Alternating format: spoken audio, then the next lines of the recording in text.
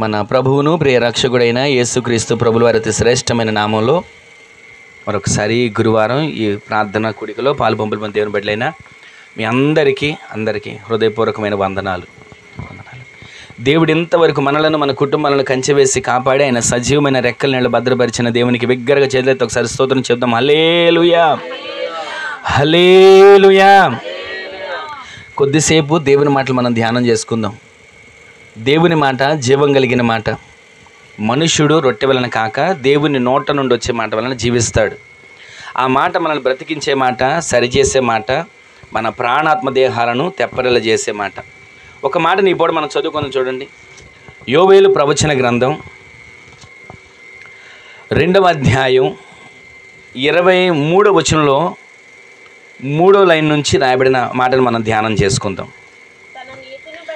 తన నీతిని బట్టి ఆయన తొలకరి వర్షమును మీకు అనుగ్రహించును, వాన కురిపించి పూర్వమందు వలె తొలకరి వర్షమును కడవరి వర్షమును మీకు అనుగ్రహిస్తాడు. ఆమె చెప్పండి. తొలకరి వాన దేవుడు మనకు అనుగ్రహిస్తున్నాడు.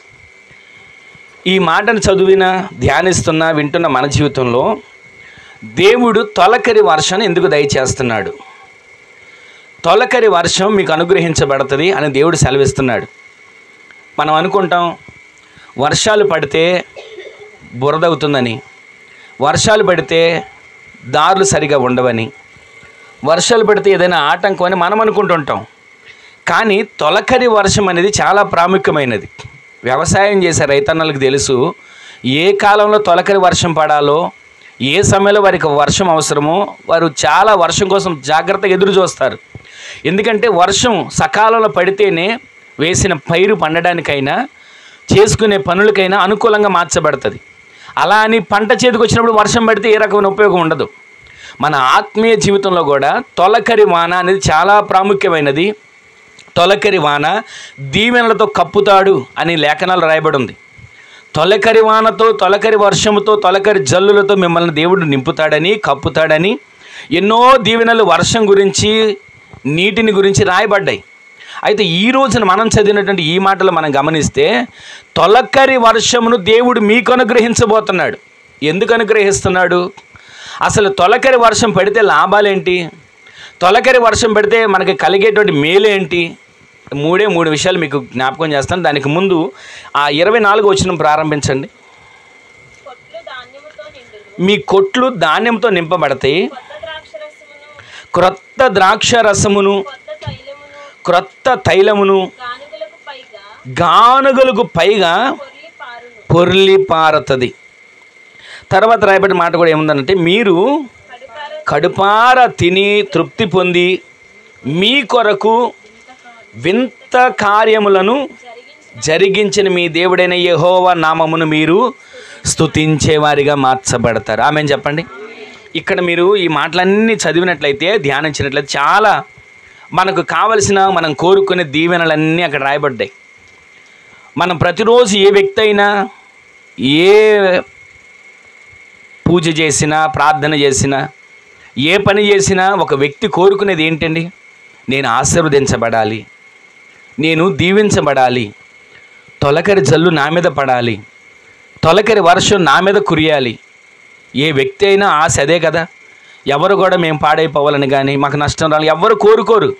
అయితే ఇక్కడ రాయబడిన ప్రతి వాగ్దానం అంట కొట్లలో ధాన్యంతో నింపబడుతుందంట. ద్రాక్ష గానుగలు పొర్లి పారతాయంట. మీరు కడుపార తిని తృప్తి పొంది మీ దేవుడైన యెహోవా నామమును మీరు స్తుతిస్తారు. ఎప్పుడు స్తుతిస్తాం దేవునిని? మేలు కలిగినప్పుడు. ఎప్పుడు స్తుతిస్తాం దేవునిని? అనుకున్నది జరిగినప్పుడు. ఎప్పుడు స్తుతిస్తాం దేవునిని? ఏదైనా మనకు ఒక కార్యం జరిగినప్పుడు స్తుతిస్తాం. అయితే మనం ఎప్పుడు స్తుతించే వారిగా ఉండాలో తెలుసా? సమయమందును అసమయమందును మనకు సమయం దొరికినప్పుడల్లా దేవుని స్తుతించే హృదయం దేవుడు మనకు దయచేయునుగాక. ఎప్పుడైతే మన నోటితో ఆయన్ని స్తుతిస్తున్నామో, ఎప్పుడైతే ఆయనని ఘనపరుస్తున్నామో, తొలకరి వర్షపు జల్లులు మన మీద ఉంటాయి. తొలకరి దీవెనల వర్షం మనల్ని కప్పుతుంది.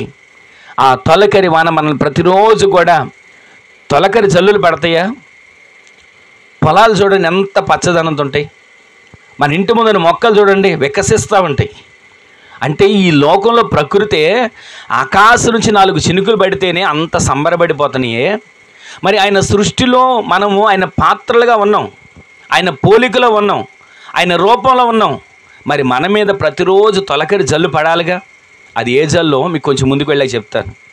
ఆ తొలకరి జల్లు మన మీద పడితే ఏం జరుగుతుందో 3 కార్యాలు మీకు చూపించి నేను ముగించేస్తా. తొలకరి జల్లు మన మీద పడితే మనం ఏ విధంగా మార్చబడతాం, తొలకరి జల్లు మన మీద పడితే మన కుటుంబాలు ఏ విధంగా మార్చబడతాయి, అసలు మనం ఎలా ఉండాలి. ఒకసారి ద్వితీయోపదేశ కాండం 11వ అధ్యాయం 13వ వచనం 14వ వచనం రాయబడిన మాట ఒకసారి చూడండి. ద్వితీయోపదేశ కాండము 11వ అధ్యాయము 13, 14 వచనాల్లో రాయబడిన మాటని ఒక్కసారి చూడండి. కాబట్టి నీ పూర్ణ హృదయముతోను నీ పూర్ణ ఆత్మతోను నీ దేవుడైన యెహోవాను ప్రేమించి ఆయనను సేవింపవలెనని నేడు నేను మీకు ఇచ్చే ఆజ్ఞలను మీరు జాగ్రత్తగా వినిన ఎడల మీ దేశమునకు వర్షమును అనగా తొలకరి వానను కడవరి వానను దాని కాలమున కురిపించెదను. అందువలన ఇక్కడ వినండి ఈ మాటలు జాగ్రత్తగా. అందువలన నీవు నీ ధాన్యమును నీ ద్రాక్షరసమును నీ నూనెను నీవు కూర్చుకోబోతున్నావు. ఆమెను చెప్పండి. ఈ రోజున ఇక్కడ అడుగుపెట్టిన మీ జీవితాల్లో ఈ 3 కార్యాలు జరగాలి. ఆమెను చెప్పండి. తొలకరి వాన మీ మీద కురవాలి. ఆమెను చెప్పండి. మనకు తెలుసుగా ఆల్రెడీ చినుకులు పడ్డాయి పొద్దుటి నుంచి. ఆ చినుకులే మన మీద కురిపించే తొలకరి జల్లులు. ఆమెను చెప్పండి. మనం అనుకుంటాం వర్షం పడిందండి, చిరాగ్గా ఉంది, చికాగ్గా ఉందండి అని బాధపడుతుంటాం. ఏం బాధపడాల్సిన పని లేదు. దేవుడే తొలకరి వర్షపు జల్లులు మన మీద కొమ్మరిస్తున్నాడు. దేవుడే తొలకరి వర్షపు జల్లులు మన మీద నిత్యము నింపబడాలని ఆయన కోరుకుంటున్నాడు. ఆ జల్లులో మీరు తడపబడుదురుగాక. మనం అనుకుంటాం ఏమండి తడిస్తే జలుబు చేసిద్దండి, తడిస్తే జ్వరం వస్తుందండి, తడిస్తే తుమ్ములు వస్తాయండి. ఏం కాదు. పెద్దలు అంటారు ఒక మాట ఏమంటారు పెద్దలు, తడిసినంత మాత్రాన మొక్క మొలుస్తారా? ఏం భయపడక్కర్లేదు. మన ఆత్మీయ జీవితం ప్రతిరోజు కూడా తొలకరి వర్షపు జల్లుల చేత నింపబడాలి. ఆమెను చెప్పండి అందరూ కూడా. ఆ వర్షపు జల్లులతో మనం నింపబడితే, ఆ వర్షపు జల్లులతో మనం తడిస్తే ఇక్కడ 3 కార్యాలు ఉన్నాయి. ఏమున్నాయి? మీ కొట్లలో మీ ఇంట్లో మీకు కలిగినవన్నీ కూడా నింపబడే విధంగా 3 పదార్థాలు అక్కడ ఉన్నాయి. చదవండి ఒకసారి. అందువలన నీవు అంటే ఎవరు చదువుతున్నారో, ఎవరు ఆ తొలకరి వర్షపు జల్లుల చేత నింపబడుతున్నారో, ఎవరు ఆ తొలకరి వర్షపు వాన చేత తడపబడుతున్నారో వారు ఏం చేస్తారంట? నీ ధాన్యము. ఎవరిదో కాదండి, ఎక్కడో ఎవరో అప్పు ఇచ్చిందో లేకపోతే ఎవరిదో దోచుకున్నదో కాదు. నీ కష్టార్జితం, నీ కుటుంబం, నీ ధాన్యమును, నీ ద్రాక్షరసమును, నీ నూనెను నీవు కూర్చుకోబోతున్నావు. ఆమెను చెప్పండి. మీ ఇంట్లో ఎప్పుడు ఈ 3 పదార్థాలు ఉండునుగాక. మీ ఇంట్లో ఎల్లప్పుడూ ఈ 3 మీరు కూర్చుకొందురుగాక. ఎలా కూర్చుకుంటారు? ఏ విధంగా? తొలకరి జల్లులు పడితేనే ఇవి కూర్చుకోగలుగుతాం. ప్రతిరోజు ఈ తొలకరి జల్లులు ఏ కుటుంబంలో ఉంటాయో, ప్రతిరోజు ఈ తొలకరి జల్లులు ఏ ఇంట్లో ఉంటాయో, ప్రతిరోజు ఈ తొలకరి జల్లులు ఏ వ్యక్తి మీద ఉంటాయో ఆ వ్యక్తి ప్రతిరోజు కూర్చుకుంటున్నాడు. ఏం కూర్చుకుంటున్నాడు? ధాన్యాన్ని కూర్చుకుంటున్నాడు, ద్రాక్షరసాన్ని కూర్చుకుంటున్నాడు, నూనెను కూర్చుకుంటున్నాడు. లేఖనాల్లో ఉంది కదా, నీ గానుగులు ద్రాక్షరసపు గానుగులు ఇందరు చదివాం కదా, కొట్లలో అంటే కొత్త ద్రాక్షరసపు గానుగులు ఎప్పుడు కూడా పొర్లుతూ ఉంటాయంట. అలాంటి సమృద్ధి మీరు కూర్చుకునేటట్లుగా దేవుడు తొలకరి వర్షపు జల్లులు మీ మీద కుమ్మరించునుగాక. ఇక్కడున్న ప్రతి మాటను మనం గమనిస్తే మూలం ఇందాక చదివాం కదా, నీ పూర్ణ హృదయముతోనూ నీ పూర్ణ ఆత్మతోనూ నీ దేవుడైన యెహోవాను నీవు ప్రేమించాలి, ఆయన ఆజ్ఞలన్నిటిని అనుసరించాలి. ఇవి చేస్తే ఆ దీవెన మనకు కలుగుతుంది. ఇవి చేయకోకుండా అయ్యా నీ సన్నిధికి వచ్చానుగా, నీ సన్నిధిలో ప్రార్థన చేస్తున్నానుగా, ఎంతో అంతో కష్టపడిని తీసుకొచ్చి కానుకిస్తున్నానుగా, ఏదో రకంగా భక్తి చేస్తున్నానుగా, నమ్మకంగానే యథార్థంగానే జీవిస్తున్నాను కదా, నన్ను కూడా సమృద్ధితో నింపవా, ధాన్యము, ద్రాక్షరసము, నూనె నా కుటుంబంలో సమృద్ధిగా ఇవ్వవా అని మనం అడిగినంత మాత్రాన వచ్చేది కాదండి. అదేదో అంగడిలో దొరికేది అనుకోండి, మన దగ్గర ఉన్న 100 రూపాయలు పెట్టి వెళ్ళి ఏదో రకంగా కొంచెం నూనె తెచ్చుకోగలుగుతాం. మన దగ్గర ఉన్న డబ్బులు పెట్టి ధాన్యం కొనుక్కొచ్చుకోగలుగుతాం. మన దగ్గర ఉన్న డబ్బులు పెట్టి ద్రాక్షరసం తెచ్చుకోగలుగుతాం. కానీ ఇవి అంగడిలో దొరికేవి కాదంట. మన ఆత్మీయ జీవితానికి సంబంధించినవి. ఇవి ఏ విధంగా వస్తాయి? మన మీద తొలకరి జల్లులు పడితే, తొలకరి వర్షం మనల్ని తాకితే, ఆ తొలకరి జల్లుల ద్వారా, ఆ తొలకరి వర్షము ద్వారా మన ఆత్మీయ జీవితం సమృద్ధితో మనము కూర్చుకునేటట్లు దేవుడు దయచేయునుగాక. ఇశ్రాయేలు ప్రజలకు ఒక మాట చెప్పాడు దేవుడు. 40 రోజుల్లో ప్రయాణం చేసి 40 రోజుల్లో కనాను దేశానికి తీసుకెళ్ళవలసిన దేవుడు వాళ్ళ 40 రోజుల్లో తీసుకుని వెళితే ఇప్పటి వరకు ఐగుప్తులో ఉన్నారు, బానిసత్వంలో ఉన్నారు, వెట్టి చాకిరిలో ఉన్నారు, కఠినమైనటువంటి దాస్యపు నీడలో ఉన్నారు. అయితే కొంత దూరం వెళ్ళిన తర్వాత ప్రయాణంలో వీళ్ళకి ఆలోచనలు మారొచ్చు, పద్ధతులు మారొచ్చు, ప్రణాళికలు మారొచ్చు, వాళ్ళ పరిస్థితులు మారొచ్చు అని వీళ్ళు ఏ విధం చేతనైనా దేవుని ఆజ్ఞలను అనుసరించే వారిగా ఉండాలి, దేవుని సన్నిధిని ఆశ్రయించే వారిగా ఉండాలి, దేవుని మీద ఆధారపడేవారిగా ఉండాలి అని దేవుడు ఒక నిర్ణయానికి వచ్చి ఇశ్రాయేలు ప్రజలందరినీ కూడా 40 రోజులు వెళ్ళే ప్రయాణాన్ని 40 సంవత్సరాలు తిప్పుకుంటూ తీసుకుని వెళ్ళాడు. ఆ తిప్పి తీసుకుని వెళ్తున్న ఆ ప్రయాణంలో జరిగింది ఏంటంటే, వాళ్లకు పండించుకునేటువంటి అవకాశం లేదు. లక్షలాది మంది ప్రజలు ఉన్నారు. మొదట ప్రారంభంగా ఐగుప్తు దేశంలోకి వచ్చింది 70 మందే. కానీ చివరికి వాళ్ళు వెళ్ళేసరికి 30 లక్షల జనాంగం అని లేఖనాల్లో రాయబడింది. 30 లక్షల మంది ఎంత ఆహారం కావాలి? 30 లక్షల మందికి ఎన్ని నీళ్లు కావాలి? 30 లక్షల మందికి ఎన్ని పొలాలు పండించాలి? ఒకసారి ఆలోచించండి. కానీ దేవుడు వారి పండించుకునే పని లేకోకుండా, చెమట ఓడ్చే పని లేకోకుండా, నారుమళ్ళు వేసి నీరు కట్టుకొని ఆ పంటను పండించుకొని కోసుకోవటం, దుళ్ళగొట్టుకోవటం, అసలు ఏ పని లేకోకుండా దేవుడు ఆకాశపు తూములు విప్పాడు. ఒకసారి 78వ కీర్తన కూడా చూడండి. ఒకసారి 78వ కీర్తన 12వ చరణంలోనూ 13వ చరణంలోనూ ఉంటుంది. ఒక మాట చూడండి. దేవుడంట ఆకాశపు ధాన్యాన్ని ఇచ్చాడంట. 78వ కీర్తన ఒకసారి చూడండి.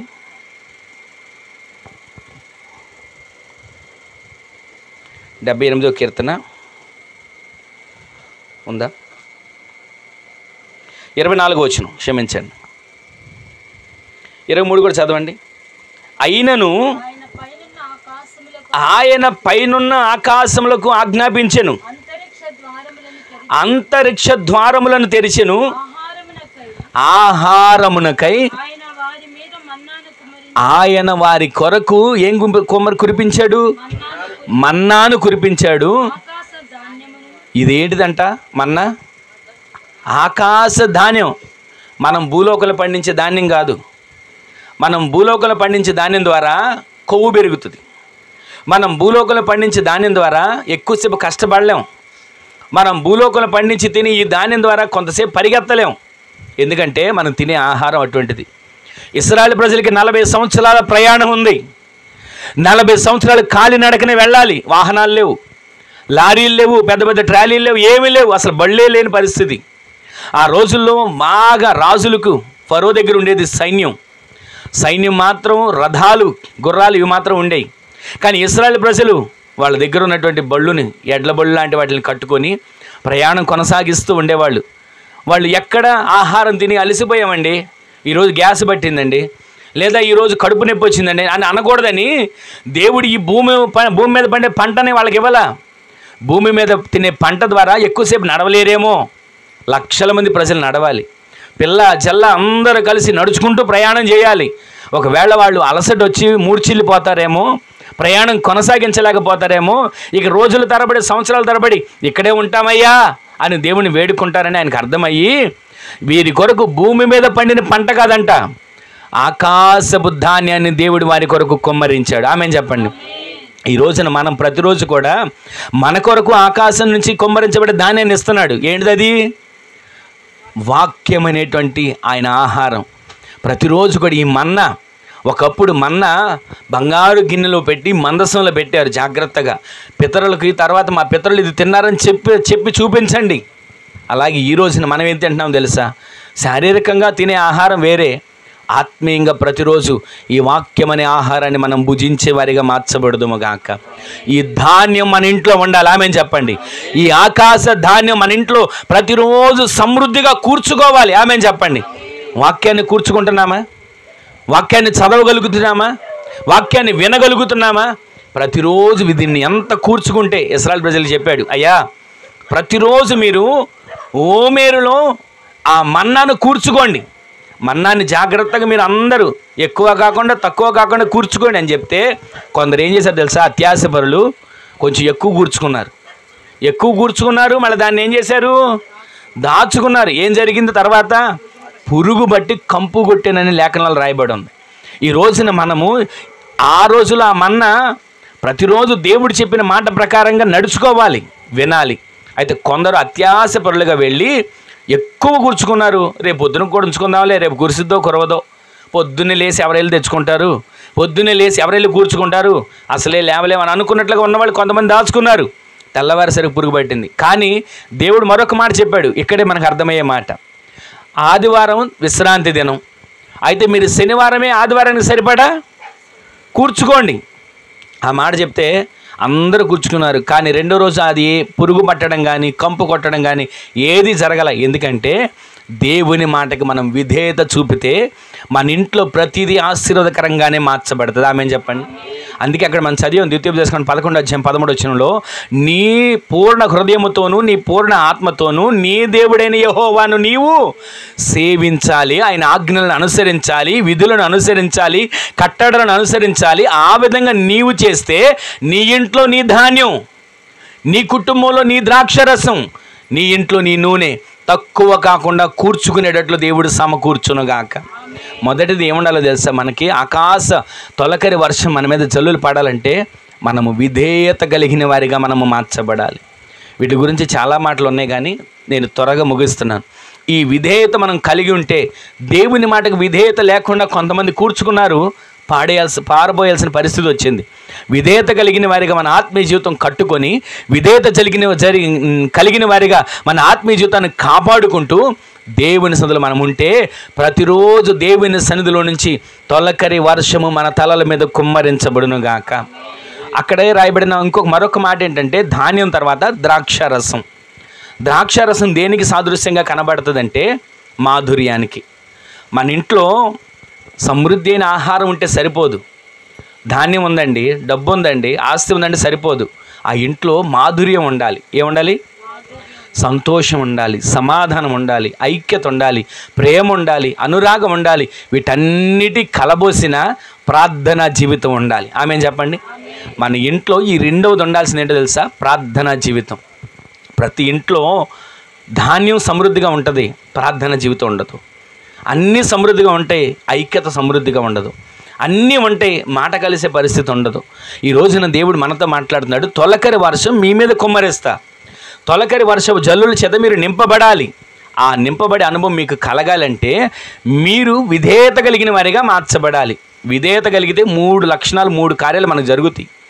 మొదటి మాటలను మనం ఉన్నాం. విధేయత కలిగిన వారి జీవితాల్లో ఈ 3 కార్యాలు జరుగుతాయి. ఎవరైతే దేవుడైన యెహోవాను పూర్ణ హృదయముతో, పూర్ణ ఆత్మతో ఆయన్ని ప్రేమిస్తారో, సేవిస్తారో, ఆరాధిస్తారో, వారి జీవితాల్లో ఎప్పుడు కూడా ధాన్యం తగ్గదు, ద్రాక్షరసం తగ్గదు, నూనె తగ్గదు. ఈ 3 తగ్గకుండా మీ కుటుంబాలను దేవుడు సమృద్ధితో నింపి మీరు వాటిని కూర్చుకునేటట్లు దేవుడు సహాయం చేయనుగాక. మొదటి మాటలోనే మరొక విషయాన్ని మీకు జ్ఞాపకం చేస్తున్నాను. అదేంటంటే ద్రాక్షరసం. మాధుర్యం మీ ఇంట్లో ఉండాలి, ప్రార్థన జీవితం మీ ఇంట్లో ఉండాలి, దేవుని స్తుతించే ఆత్మ మీ ఇంట్లో ఉండాలి. ప్రతిరోజు కూడా దేవుని సన్నిధిని ఆశ్రయించే కృప కలిగిన వ్యక్తులుగా మీరు మార్చబడాలి. అలా మనం మార్చబడితే ఒకచోట ఇలాగే యేసుక్రీస్తు ప్రభుల వారు మనందరూ తెలిసిన మాటే, ఒక వివాహానికి వెళ్ళారు. యేసును ఆయన శిష్యులను ఆ వివాహానికి పిలువబడ్డారు. అయితే యేసుక్రీస్తు ప్రభుల వారు ఒక ప్రక్కన కూర్చొని ఉన్నట్టున్నారు. ఈలోపు వచ్చిన వాళ్ళందరికీ ద్రాక్షరసాన్ని వడ్డిస్తున్నారు, అందరికీ పోస్తున్నారు. అక్కడ ఉన్న ఆచారం ఏంటంటే వచ్చిన అతిథులకు ద్రాక్షరసాన్ని పొయ్యాలి, ద్రాక్షరసాన్ని ఇవ్వాలి. మా దగ్గర ఇది లేదండి, ఇది అయిపోయిందని చెప్పడానికి వీల్లేదు. వచ్చిన ప్రతి ఒక్కరికి వాళ్ళు ఎంత తాగుతానంటే అంత పొయ్యాల్సిందే. అలా అందరికీ పోస్తున్నారు. ఈలోపు ద్రాక్షరసం కొరత వచ్చింది, కొదువైంది. అయిపోయిన పరిస్థితి వచ్చింది. వెంటనే ఇంటి వాళ్ళు హడావుడి పడిపోయి, అయ్యో ఇప్పుడు ద్రాక్షరసం లేదే, మాధుర్యం పోయిందే, అక్కడున్న వాళ్ళందరూ ఇంకా ఇవ్వాల్సిన వాళ్ళు ఉన్నారు, రావాల్సిన వాళ్ళు ఉన్నారు, చాలామంది బంధువులు ఉన్నారు, మాకు ఇవ్వలేదని నామోషి వస్తుంది, మాకు పేరు వచ్చేస్తుంది అని భయపడుతూ యేసుక్రీస్తు ప్రభులు వారి తల్లి దగ్గరికి వచ్చారు. వస్తే ఆమెను అడిగారు, అమ్మా ఇది పరిస్థితి, వెళ్ళి యేసయ్యకి ఏదైనా చెప్పండి, ఏదో ఒక కార్యం చేస్తారంటే. ఈ చరిత్ర మనకు తెలిసిందే కదా. ఆమె తల్లి వెళ్ళి ఆయనకి చెప్పింది, అయ్యా మన బంధువులు ఇల్లు అయ్యా, ద్రాక్షరసం కొరత అయిందయ్యా, మాధుర్యం తగ్గిపోయిందయ్యా, ఇదిగో ఈ సమస్య వచ్చిందని చెప్తే ఆయన ఏమంటారు తెలుసా, అమ్మా నా సమయం ఇంకా రాలేదు. ఆయన ఆ మాట చెప్పారు. ఇంకా సమయం రాలేదంటే వెంటయ్యా ఒక్క మాట చేయలేవా, ఒక కార్యం చేయలేవా, చేతితో నువ్వు సైగల చేస్తే కార్యం జరుగుద్ది కదయ్యా అని ఆమె ఎదిరించడం కానీ గొడవ పడడం కానీ ఏమి చేయలే. ఏం చేసింది తెలుసా, పక్కనున్న పనివారిని పరిచారకుల్ని చూసి అంటుంది, ఆయన మీతో ఏమి చెబుతాడో అది చెయ్యండి అని చెప్పి వెళ్ళిపోయింది. వెంటనే ఆయన ఆలోచించాడు, చెప్పాడు. ఖాళీ ఆ రాతి బాణాలు అప్పటి వరకు బోర్లించున్నాయి, వాటిని తిప్పి శుభ్రంగా కడిగారు, కోనేట్లో నీళ్లు తీసి దాంట్లో పోసారు, తీసుకెళ్ళి వడ్డించమంటున్నాడు. వాళ్ళకి ఆశ్చర్యం వేసింది, ఇదేంటి నీళ్లు తీసుకెళ్ళి వడ్డించమంటున్నాడే, అయ్యా ఇవి నీళ్లు మా చేతులతో పోసాం, ఇవి నీళ్లు మేమే ముంచి వీటిలో పోసాం, ఇప్పుడు వీటిని తీసుకెళ్ళి వడ్డించమంటున్నాం, అవి పోస్తున్నప్పుడు వాళ్ళు ఒకవేళ మమ్మల్ని కొడతారో తిడతారో తర్వాత పరిస్థితి మామూలుగా ఉండదని అని ఏ మాట కూడా ఎదురు చెప్పకోకుండా ఆయన మాటకి లోబడ్డారు. ముంచి తీసుకుని వెళ్ళి అక్కడ అందరికి పోస్తుంటే అందరూ తాగంటున్నారంట. ఎంత మధురమైనటువంటి ద్రాక్షరసం మేము ఎక్కడా అసలు తాగలేదు, ఎక్కడ దొరికింది ఎంత మధురమైన ద్రాక్షరసం. అందరూ మొదట మంచిదే పోస్తారు, జనులు మొత్తం అన్నాడు జబ్బు రసం పోస్తారు, కానీ మీరు మంచి ద్రాక్షరసం పోసారు అంటున్నారే. ఈ మాధుర్యం ఎప్పుడు మన ఇంట్లో తగ్గకుండా దేవుడు సమృద్ధిగా ఆ ద్రాక్షరసము కూర్చుకునేటట్లు దేవుడు కార్యాలు జరిగించునుగాక. ఈ మొదటి మాటలోనే మూడో విషయం ఏంటంటే నూనె. నూనె దేనికి సాదృశ్యంగా ఉందంటే పరిశుద్ధాత్మకు. మన ఇంట్లో ఆకాశపు నుంచి కుమ్మరించబడుతున్న వర్షం ఎంత ముఖ్యమో, ధాన్యం అనే ఆయన మన్నా కలిగిన వాక్యం మన ఇంట్లో కూర్చుకోవాలి. రెండవది మాధుర్యమైన ప్రార్థన జీవితం, కుటుంబం అంతా కలిసి స్తుతించే అనుభవంలో మనం నేర్చుకోవాలి. మూడోది ఏంటంటే పరిశుద్ధాత్మ చేత మనం నింపబడి ప్రతిరోజు ప్రార్థించినప్పుడల్లా, ప్రతిరోజు వాక్యాన్ని చదివినప్పుడల్లా, ప్రతిరోజు వాక్యాన్ని ధ్యానిస్తున్నప్పుడల్లా పరిశుద్ధాత్మ చేత మనము నింపబడితే ఆ నూనె తగ్గదు. ప్రతిరోజు కూడా మనలో నూనె ఇంకా పెరుగుతూ ఉండేటట్లు దేవుడి కార్యాలు జరిగించునుగాక. మనకు తెలిసిన చరిత్ర, విధవరాలైన ఒక తల్లి కొంచెం నూనె ఎంత ఉందంటండి, కొంచెం నూనె కొంచెం పిండి. ఆమె అనుకుంటుంది కొంచెమేనయ్యా, ఆమె అనుకుంటుంది కొంచెమేనయ్యా నా ఇంట్లో ఉంది అని అనుకుందా. కానీ ఆ దైవజనుడు ఆ ఇంట్లో అడుగుపెట్టి అంటాడు, అమ్మా మొదటి అప్పాన్ని తీసుకొచ్చి నాకు ఇవ్వు, తర్వాత నూనె తగ్గదు.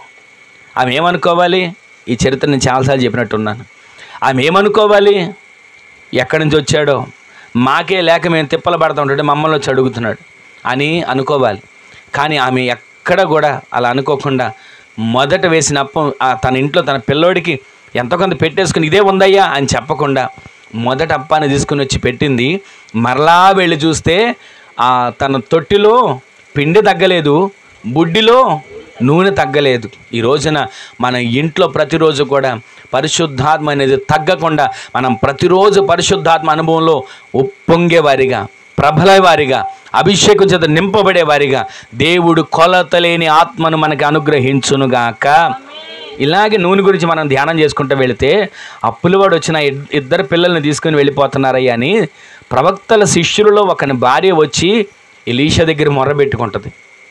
ఆయన అంటాడు, అమ్మా నీ ఇంట్లో ఏముంది, నీ ఇంట్లో ఏముందమ్మా అని అడిగితే, అయ్యా నా ఇంట్లోనా ఒక కుండ కొంచెం నూనె ఉంది. సరే అయితే ఊళ్ళోకి వెళ్ళి ఎక్కడెక్కడెక్కడ కుండలు దొరికితే మొత్తం పోగు చేసుకొచ్చుకో, ఆ కుండలన్నీ నీ ఇంట్లో పెట్టుకో, ఉన్న నూనెని నీ కుండలో ఎంత నూనె ఉందో అంత దాంట్లో వంచు అని అనగానే ఆమె ఏమనుకోవాలండి, వాస్తవానికి కుండ ఎంత ఉంటుంది, కుండలో ఉన్న నూనె ఎంత ఉంటుందండి, వంచులోపే కుండకంతా అంటుకోదు. కానీ ఆమె ఏమీ సంకోచించుకోకుండా వెళ్ళింది, కొండను వంచడం మొదలుపెట్టింది, కొండలన్నీ నిండాయి, వాళ్ళ సమస్య పరిష్కరించబడింది. ఈ రోజున మన ఇంట్లో ప్రతిరోజు కూడా ఆకాశం నుంచి కుమ్మరించబడే ధాన్యం తగ్గకూడదు, దేవుని సందులో ప్రతిరోజు మాధుర్యమైన ఆ ద్రాక్షరసం అంటే ప్రార్థన జీవితం తగ్గకూడదు. మన జీవితంలో ఎప్పుడు కూడా పరిశుద్ధాత్మ అనుభవంలో మనం తగ్గకుండా పెరుగుతూ పెరుగుతూ పెరుగుతూ నిత్యము కూడా ఆనందిస్తూ అభిషేకించబడిన వారిగా మన ఆత్మీయ జీవితాలు మార్చబడునుగాక. తొలకరి వర్షం మన మీద పడాలంటే మొట్టమొదటి మాట విధేయత. ఈ విధేయతలో 3 విషయాలు మనం చూసాం. ఈ విధేయత. రెండో మాట మీకు చూపిస్తాను చూడండి. ఇర్మియా ప్రవచన గ్రంథం 5వ అధ్యాయం 24వ వచనం అనుకుంటా, ఒకసారి చూడండి. ఇర్మియా ప్రవచన గ్రంథం 5వ అధ్యాయం 24వ వచనం.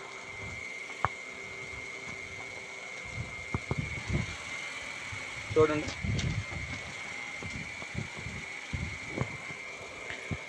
రండి మన దేవుడైన యెహోవా యందు భయభక్తులు కలిగి ఉందము.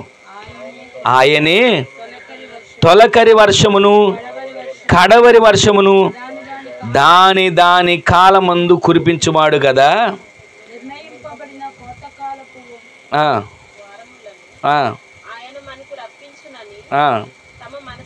అనుకొనరు. ఇక్కడ మనం గమనించినట్లయితే రండి మన దేవుడైన యెహోవా యందు. రెండో మాట, తొలకరి వర్షం మన మీద పడాలంటే మొదటిది విధేయత కలిగి ఉండాలి. ఆ విధేయతలో 3 విషయాలు చూసాం. ధాన్యము, ద్రాక్షరసము, నూనె. ఈ 3 విషయాలు చూసాం. ధాన్యం అంటే మనకు ప్రతిరోజు వినిపించబడుతున్న దేవుని వాక్యం, ఆకాశపు ధాన్యం. రెండవది ద్రాక్షరసం అంటే మన ప్రార్థన అనుభవం. మూడవది నూనె అంటే పరిశుద్ధాత్మ. ఈ 3 లక్షణాలు మనం కలిగి ఉంటే మన మీద తొలకరి వర్షపు జల్లులు పడతాయి. ఆ తొలకరి వర్షపు జల్లులు పడాలంటే మనం విధేయత కలిగి ఉండాలి. మొదటి మాట. రెండో మాట మనం వింటున్నాం. తొలకరి వర్షపు జల్లులు మన మీద పడాలంటే ఆయన యందు ఏం కలిగి ఉండాలంటే మనం భయము భక్తి కలిగి ఉండాలి. ఒక మాట మీకు జ్ఞాపకం చేసి 3వ మాట నేను చెప్పి ముగించేస్తాను. అదేంటంటే ఆయన యందు మనము భయము భక్తి కలిగి ఉంటే మన మీద తొలకరి వర్షపు జల్లులు పడతాయి. అంటే భయము భక్తి 2 ఉండాలా? భయం ఉండి భక్తి లేకుండా ఉండేవాళ్ళు ఉంటారు, భక్తి ఉండి భయం లేకుండా ఉండేవాళ్ళు ఉంటారు. యేసన్న గారు ఒక మాట చెప్పేవారు. ఎలాగనంటే ఒక ఆయన స్కూటర్ మీద బండి వెళ్తూ ఉన్నాడంట. వెళ్తూ వెళ్తూ వెళ్తూ ఈయన కూడా ఎక్కడో ఒక ప్రయాణం చేస్తూ ఆయన చూస్తున్నాడంట. ఎక్కడ గుడి కనబడదు అక్కడ దండం పెట్టుకుని వెళ్తున్నాడు. బాగానే ఉంది. ఎక్కడ గుడి అని బండి మీద వెళ్తుండగా ఎక్కడ ఏ గుడి వచ్చినా దండం పెట్టుకుని వెళ్తున్నాడు. బాగానే ఉంది, భక్తి ఉంది. చూసి అనుకున్నాడు, అరే ఎంత భక్తి కలిగిన వాడు, ఎక్కడ గుడి కనపడినా ఎలాంటి ఏ గుడి అయినా సరే ఆ గుడిని చూసి దండం పెట్టుకుని వెళ్తున్నాడే, ఎంత భక్తి ఉంది ఈయనలో అని అనుకుంటున్నాడంట. ఈలోపు ఆ గుడి దగ్గర ఒక చోట ఆపి లోపలికి వెళ్ళి దండం పెట్టుకుని వచ్చాడు. అంత బాగానే ఉంది. తీరా ఇక్కడికి వచ్చిన తర్వాత అంట జేబులోంచి ఒక పెట్టి తీసి ఇంతవారు సిగరెట్ తీసి వెలిగించి ఆ గుడి ముందే కూర్చొని కాలుస్తున్నాడంట. అంటే ఈయనకి ఏముంది, ఏమి లేదు చెప్పండి? భక్తి ఉంది. దేవుడంటే భక్తి ఉంది. దేవుడంటే అమ్మో ఏదో నేను దండం పెట్టుకోకపోతే ఏమైనా అయిపోతుందేమోనని భక్తి కలిగి రోజు దండం పెట్టుకుంటున్నాడు. బాగానే ఉంది. కానీ భయం అనేది లేదు ఈ రోజున మన జీవితాల్లో. అందుకే దేవుని లేఖనాలు సెలవిస్తున్నాయి, మనలో భయము ఉండాలి, భక్తి ఉండాలి. భయం అంటే అందరికీ భయపడిపోయి వణికిపోవడం కాదు. మనం దేవునికి భయపడాలి, అపవాదిని ఎదిరించే వారిగా మనము మార్చబడుదుము గాక. అపవాది దగ్గర భయపడేవారిగా కాదు, ఏదో అన్యాయం చేసే వారి దగ్గర భయపడేవారిగా కాదు. ప్రతిరోజు కూడా మన దేవునికి మాత్రమే మనము భయపడాలి. 4 వ్యక్తులు ఏమన్నారో తెలుసా? మేము దేవునికి భయపడేవారం, అపవిత్రమైనది ఏది మేము ముట్టుకోం. దేవునికి భయపడేవారి ఆలోచనలు అలా ఉంటాయి. అక్కడ ఎవరు చూస్తారండి? ఊరు వెళ్ళారు, బానిసలుగా వెళ్ళారు, చెరపట్టబడి వెళ్ళారు. రాజు ఏది పెడితే అది తినాలి, రాజు ఏది ఇస్తే అది తాగాలి. కానీ వాళ్ళు ఏమంటారు తెలుసా? రాజు భుజించే భోజనం కానీ రాజు త్రాగే పానము ద్రాక్షరసం కానీ మేము తాగం. మా దేహాలను మేము అపవిత్రపరుచుకోం. ఏం అపవిత్రతరా? ఇదిగో మీరెవరో తెలుసా? ఇక్కడ యజమానులు కాదు, బానిసలు. మీరెవరో తెలుసా? ఇక్కడ ఏదో ఉద్యోగాలు చేయడానికి వచ్చిన వాళ్ళు కాదు, వెట్టి చాకరీ చేయడానికి వచ్చిన వాళ్ళు. రాజుగారు ఏది పెడితే అది తినాలి, పచ్చడి మెతుకులు పెట్టినా తినాలి, పంచభక్ష పర్వణాలు పెట్టినా తినాలి. ఎందుకని వద్దంటున్నారంటే, అయ్యా మా దేహాన్ని మేము అపవిత్రపరుచుకోం. ఎందుకో తెలుసా? మేము దేవుణ్ణి ఆరాధించేవారం, ఆ దేవుని యందు మేము భయము భక్తి కలిగి ఉన్నాం. గుడిలో ఉన్నప్పుడు ఒకలాగా, గుడి బయటకు వచ్చినప్పుడు ఒకలాగా మేము జీవించమయ్యా. గుడిలో ఉన్నప్పుడు మా దేవుడు మమ్మల్ని చూస్తున్నాడు అనుకుంటున్నామే, అలాగే గుడి బయట కూడా నా దేవుడు నన్ను చూస్తున్నాడు అనేటువంటి ఆలోచన కలిగిన వారిగా, భయము భక్తి మనం కలిగి జీవిస్తే మన మీద తొలకరి వర్షము, ఆ జల్లులు మన మీద కుమ్మరించబడును గాక. మొదటిది విధేయత కలిగి ఉండాలి. విధేయతలో 3 మాటలు చూసాం. తర్వాత రెండవది ఏంటో తెలుసా? భయము భక్తి కలిగి ఉండాలి. ఇలా భయము భక్తి గురించి ఇంకొక వ్యక్తి నేను మీకు జ్ఞాపకం చేస్తాను. ఆ వ్యక్తి యోసేపు. ఎలా ఉన్నాడు? తండ్రి దగ్గర చక్కగా అంగరంగ వైభవంగా పెరిగాడు. విచిత్రపు నిలువుట అంగీలు వేసుకుంటూ బ్రతుకుతున్నాడు. ఒక దినాన అంగి అన్నలే తీసేసి గోతులో వేసి, నీళ్లు లేని గోతులో పడేసి ఐగుప్తు దేశానికి అమ్మివేస్తే, అక్కడి నుంచి ఎన్ని శ్రమలు, ఎన్ని చెరసాలలు, ఎన్ని బాధలు, ఎన్ని అవమానాలు, ఎన్ని నిందలు పడుతూ వెళ్ళాడు. ఒక దినాన ఆ ఫరో అక్కడ ఉన్నటువంటి అతను భార్య పొరపాటు చేయడానికి రమ్మంటే అంటాడు, నన్ను నా దేవుడు చూస్తున్నాడు, నేను ఒక్కడే ఉన్నాను అనుకుంటున్నావు, నాతో నా దేవుడు ఉన్నాడు. ఈ రోజున దేవుడు ఉన్నాడు అనే భయము భక్తి కలిగి ఎక్కడ చూపిస్తున్నాడు? గుళ్ళో చెప్పట్లా, నలుగురు ఉన్న చోట చెప్పట్లా, ఒక రహస్య గదిలో ఒక స్త్రీ దగ్గర చెప్తున్నాడు ఆ వ్యక్తి.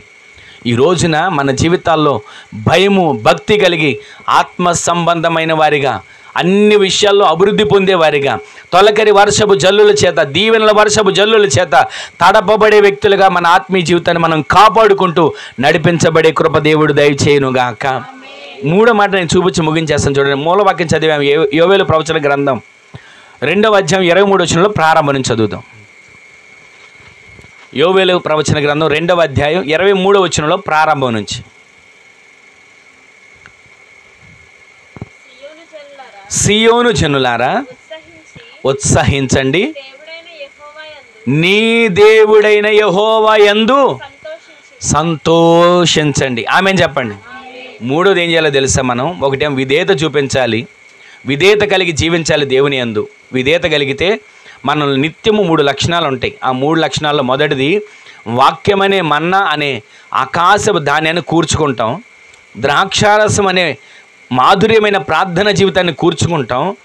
3వది నూనె అనే పరిశుద్ధాత్మను కూర్చుకుంటాం విధేయత కలిగి ఉంటే. తొలకరి వర్షము మన మీద కుమ్మరించబడుతుంది. 2వది, ఈ తొలకరి వర్షం మన మీద కుమ్మరించబడాలంటే ఏముండాలి? భయము భక్తి, ఈ 2 మనలో ఉండాలి. 3వది ఇక్కడ మనం ఏం చేయాలో తెలుసా? యెహోవా యందు మనం ఉత్సహించాలి, సంతోషించాలి. అంటే మేలు చేసినప్పుడు సంతోషించడం, అన్నీ అనుకూలంగా ఉన్నప్పుడు సంతోషించడం కాదు. ఒకవేళ మన దగ్గర ఏమీ లేకపోయినా నా దేవుని చిత్తం అని సంతోషించే వారిగా మన జీవితాలు మార్చబడును గాక. ఇప్పుడు ప్రతిరోజు మనం అక్కడ వారం చేసుకుంటున్నామా? కానీ ఎందుకో దేవుని చిత్తం, అక్కడి నుంచి దేవుడు ఇక్కడికి నడిపించాడు. కానీ మనం దాని గురించి బాధపడకూడదు, సంతోషించాలి. పక్షిరాజు గూడుని ఎందుకు రేపుతాడు?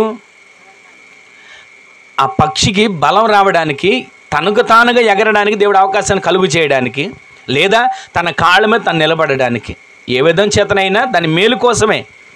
గూడు రేపాడంటే ఒక కార్యం దేవుడు జరిగించబోతున్నాడని.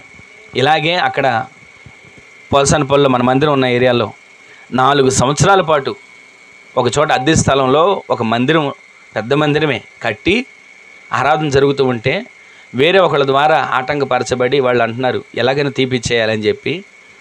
ఆ స్థలం గల యజమానికి రోజు ఫోన్లు చేసి, మీరు చెప్తారా చెప్పరా, తీయించుతారా తీయించరా అని రోజు ఫోన్లు చేస్తూ ఉంటుంటే ఆయన నాకు ఫోన్ చేయటం, ఏమండి పాస్టర్ గారు తీసేశారా, ఇప్పుడు మాకు ఖాళీ చేశాను, మాకు స్థలం కావాలి, మేము ఇల్లు కట్టుకోవాలి అని రోజు ఫోన్లు. అప్పటికప్పుడు తీసి మేము మళ్ళీ ఇదన్నీ ఎక్కడ పెట్టుకోవాలి? ఆ రేకులు, ఆ పైపులు, అవన్నీ మా ఇంట్లో సామాను ఎక్కడ, ఇల్లు కూడా అద్దెకి ఎక్కడ దొరికే పరిస్థితి లేదు. ఎన్నో అననుకూల పరిస్థితుల్లో ఆటంకాల మధ్య నలిగిపోయాం. కానీ అది తీసేంతవరకు మాకు అసలు నెమ్మది లేదండి. ఏ రోజు కడుపు నిండా ఒక ముద్ద తినడానికి లేదు, కంటి నిండా పడుకోవడానికి లేదు, ఎన్ని బాధలో. కానీ ఈ వాక్యం ప్రకారంగా మనం ఏం చేయాలో తెలుసా? ఏ పరిస్థితిలోనైనా మనము దేవుని యందు సంతోషించే వ్యక్తులుగా మనం మార్చబడదుము గాక. శ్రమ వచ్చినా సంతోషమేనండి. శ్రమల యందు కూడా మనం ఆనందించడం నేర్చుకోవాలి. సుఖాల్లో ఆనందించడం, మంచి జరిగినప్పుడు ఆనందించడం, ఏదో అన్ని అనుకూలంగా ఉన్నప్పుడు మనం ఆనందించడమే కాదు, ఎలాంటి పరిస్థితుల్లోనైనా సంతోషించేవారిగా దేవుడు మనల్ని నిలబెట్టునుగాక. ఆ తర్వాత దేవుడి కార్యాన్ని చేశాడు. ఒక చోట అద్దెకి ఇల్లు తీసుకొని అక్కడ ఉండడం, ఆ ఇంట్లో కూడా ఆరాధన జరుగుతుండగా నూతన ఆత్మలు నడిపించబడ్డారు. అసలు క్రొత్త ఆత్మ, మందిరం ఉంటే వచ్చిన ఆత్మలు వేరే, అసలు మందిరం లేకుండా ఇంటి దగ్గర మేము పెట్టుకున్న సమయంలో కూడా కొత్త ఆత్మలను దేవుడు నడిపించాడు. వాళ్ళందరూ ఇప్పుడు మందిరంలో స్థిరపరచబడ్డారు. ఈ రోజున దేవుడు అక్కడ చక్కటి మందిరాన్ని ఇచ్చాడంటే దానికి మా బలము మా శక్తిని కాదు, కానీ ప్రతిరోజు దేవుడు మా ఎడల చూపిన కృప, ఆ తొలకరి వర్షపు జల్లులు, ఆ తొలకరి వాన జల్లుల చేత ప్రతిరోజు దేవుడు మమ్మల్ని తడుపుతూ ఆనందంతో నడిపిస్తున్నాడు. శ్రమల్లో కూడా ఆనందించడం దేవుడు నేర్పాడు. సుఖాల్లో ఆనందించడం, సంబరాల్లో ఆనందించడం, ఫంక్షన్లో ఆనందించడం వేరు, కానీ శ్రమలలో ఆనందించేవాడే నిజమైన సమరయుడు. ఆమెను చెప్పండి. ఆయన బిడ్డలుగా ఉన్న మనం ప్రతిదాన్ని ఆనందంగానే తీసుకోవాలి. కష్టాలు మనకు కాకపోతే ఎవరికి వస్తాయి? కన్నీళ్ళు మనకు కాకపోతే ఎవరికి వస్తాయి? దుఃఖం మనకు కాకపోతే ఎవరికి వస్తుంది? ఏదొచ్చినా సరే నా దేవుని చిత్తమే, నా దేవుని ఆలోచన అని నా దేవునిని బట్టి మనం అందరం కూడా అతిశయించేవారిగా మార్చబడుదుముగాక. మనందరికీ ఒకటే సంతోషం. వాళ్ళు ఏదో తీసేశారు, వాళ్ళు ఇల్లుగా అద్దెకిచ్చారు, దాని గురించి అసలు బాధపడాల్సిన పని లేదు. ఎందుకంటే ఇంతకాలం అక్కడ ఉన్నాం, ఇంతకాలం అక్కడ ఆరాధన జరిగించాం, దేవుని చిత్తం. ఇక్కడికి దేవుడు నడిపించాడు, దేవుని చిత్తం. ఏదైనా సరే మన దేవుని చిత్తము మాత్రమే నెరవేర్చబడాలి. మూలవాక్యంలో ఒక మాట ఉంటుంది. ఇప్పుడు చదివిన మాట కింద మరొకసారి చదవండి. 3వ వచనం, 23లో 3వ వచనంలో చదవండి. తన నీతిని బట్టి ఆయన ప్రతివాని నీతిని బట్టి ఆయన తొలకరి వర్షము ప్రతివాని మీద దేవుడు కుమ్మరించబోతున్నాడు. ఆమెను చెప్పండి. ఆ కుమ్మరించే దేవుడు, మనము విధేయత కలిగి ఉంటే తొలక వర్షాన్ని కుమ్మరిస్తాడు. మనము భయము భక్తి కలిగి ఉంటే తొలకరి వర్షాన్ని కుమ్మరిస్తాడు. మనము ప్రతి విషయంలో సంతోషిస్తే తొలకరి వర్షమును, దీవెన వర్షమును దేవుడు మన కొరకు కుమ్మరించునుగాక. అందరూ లేచి నిలబడండి, ప్రార్థన చేసుకుందాం. అందరూ కూడా లేచి నిలబడి ఒక చిన్న ప్రార్థన చేసుకుని ముగించుకుందాం. తొలకరి వర్షము, దీవెన వర్షము దేవుడు మనకు దయచేయబోతున్నాడు. తొలకరి వర్షము నేను మీకు అనుగ్రహించబోతున్నాను అంటున్నాడు. ఆ తొలకరి వర్షం అనుగ్రహిస్తున్న దేవుడు, మనము ఏ విధంగా ఉంటే తొలకరి వర్షాన్ని దేవుడు మనకు అనుగ్రహిస్తాడో 3 విషయాలు దేవుడు మనతో మాట్లాడుతూ వచ్చాడు. 1, విధేయత కలిగి ఉండాలి. 2, భయము భక్తి కలిగి ఉండాలి. 3వది, ఆయన యందు మనం సంతోషించేవారిగా ఉండాలి. ఈ 3 లక్షణాలు మనం కలిగి ఉంటే ప్రతిరోజు కూడా మన జీవితాల్లో ఆయన వాక్యం అనే ధాన్యాన్ని, ఆకాశ ధాన్యాన్ని, పరలోక ధాన్యాన్ని, అంతరిక్ష ద్వారాలను తెరిచి మనకు అనుగ్రహించాలని ఆయన ఆశపడి కోరుకుంటున్నాడు.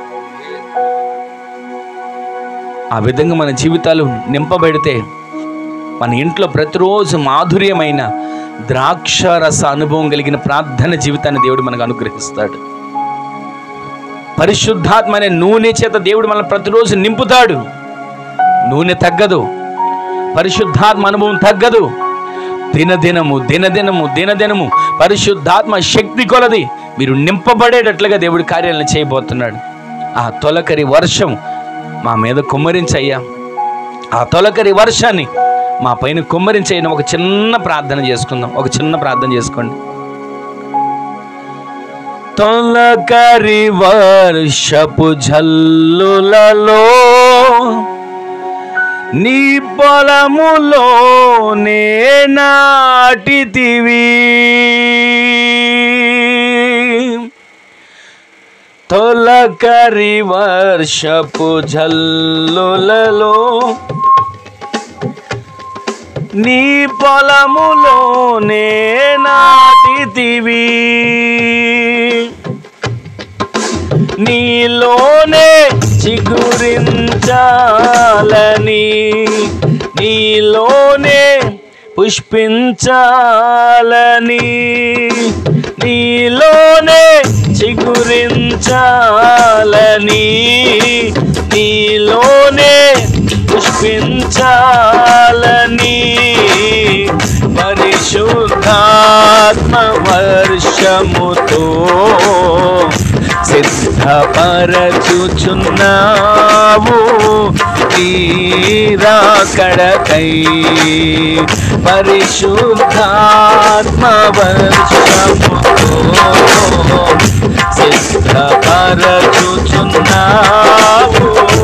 నీ రాకడకై, నీ నిరంతరం నీతోనే జీవించాలనే ఆశనన్నిల బ్రతికించుచున్నది నా ప్రాణేశ్వరా యేసయ్యా నా సర్వస్వమా యేసయ్యా నిరంతరం నీతోనే జీవించాలనే ఆశనన్నిల బ్రతికించుచున్నది తొలకరి వర్షపు జల్లులలో నీ పొలములోనే నాటితివి తొలకరి వర్షపు జల్లులలో నీ పొలములోనే నాటితివి నీలోనే చిగురించాలని నీలోనే పుష్పించాలని నీలోనే చిగురించాలని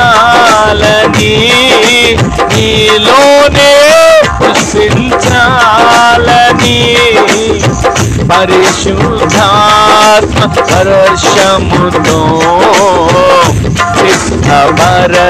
సిద్ధపరచుచున్నావు నీరాకడకై పరిశుద్ధాత్మ వర్షముతో సిద్ధపరచుచున్నావు నీరాకడకై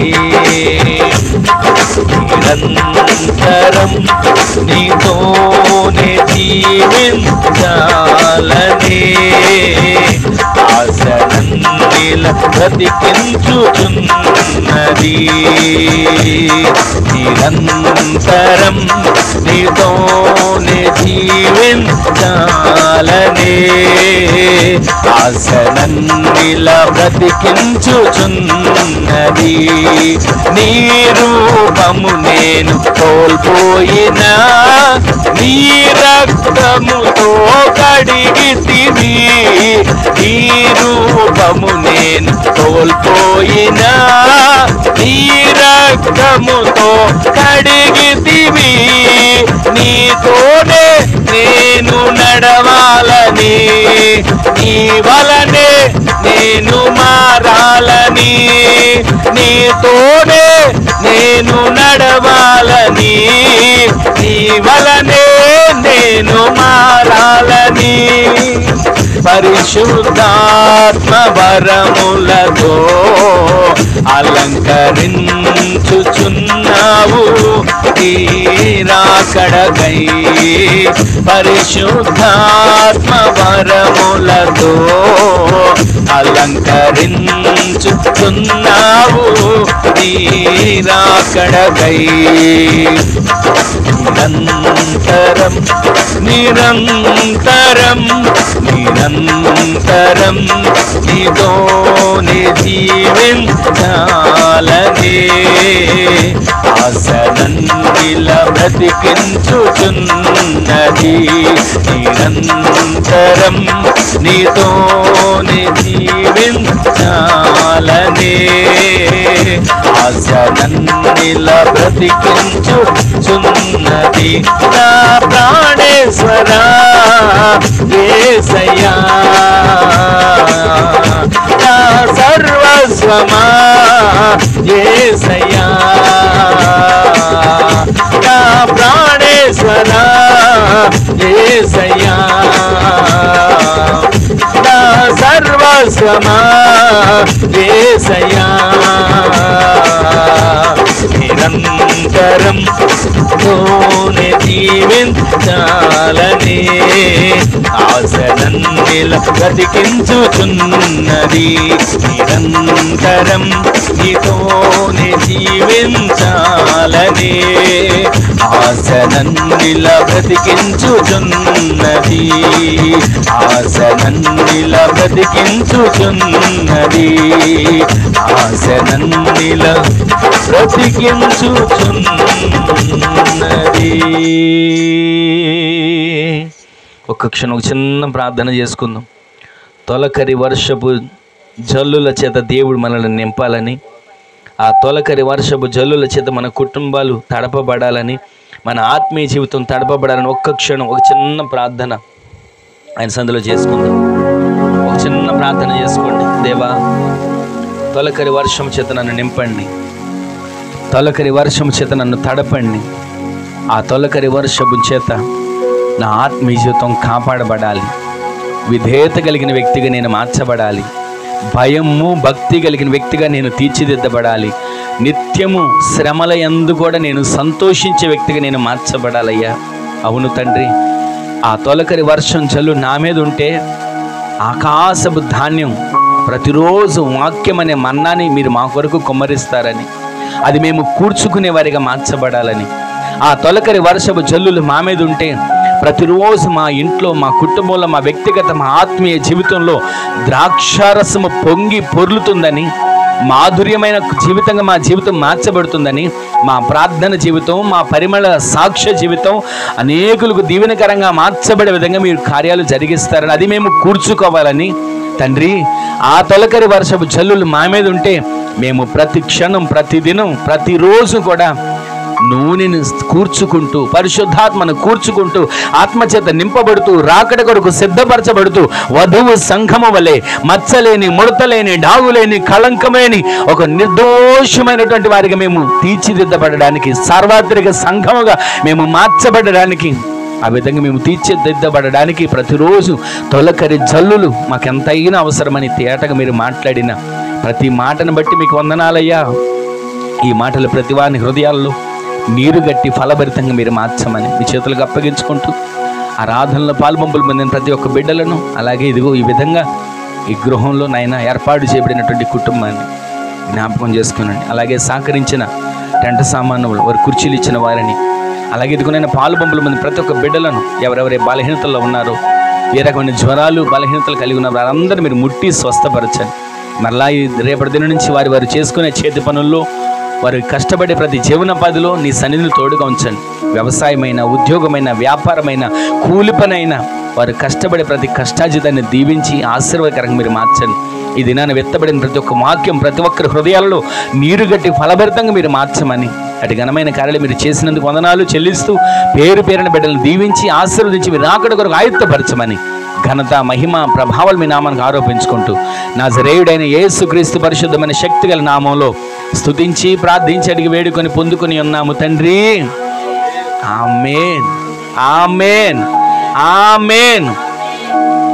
మన తండ్రి అయిన దేవుని యొక్క ప్రేమ, కుమారుడైన ప్రభువైన యేసుక్రీస్తు వారి యొక్క కృప, మహాకనికరం, పరిశుద్ధాత్మ దేవుని యొక్క అన్యోన్య సహవాసమైన సన్నిధి ఇప్పుడును ఎల్లప్పుడును మనకును, మనవలే ప్రార్థించే సకల పరిశుద్ధులకును, ఈ దినాన ఈ విధంగా ఈ సన్నిధిలో కూడికలో అడుగుపెట్టిన ప్రతి ఒక్క బిడ్డలకును, వారి కుటుంబాలకును, రేపటి దిన నుంచి ఈ వారమంతా చేసుకున్న ప్రతి పనిపాట్లకును, వారి కష్టాజితానికి, జీవనోపాధికి కలిగిన సమస్తానికి కృప సదాకాలం సమృద్ధిగా తోడయ్యుండి నడిపించునుగాక. ఆమేన్. హల్లెలూయా, హల్లెలూయా, హల్లెలూయా. అందరికీ ప్రభు మిమ్మల్ని, మీ కుటుంబాలను దీవించునుగా.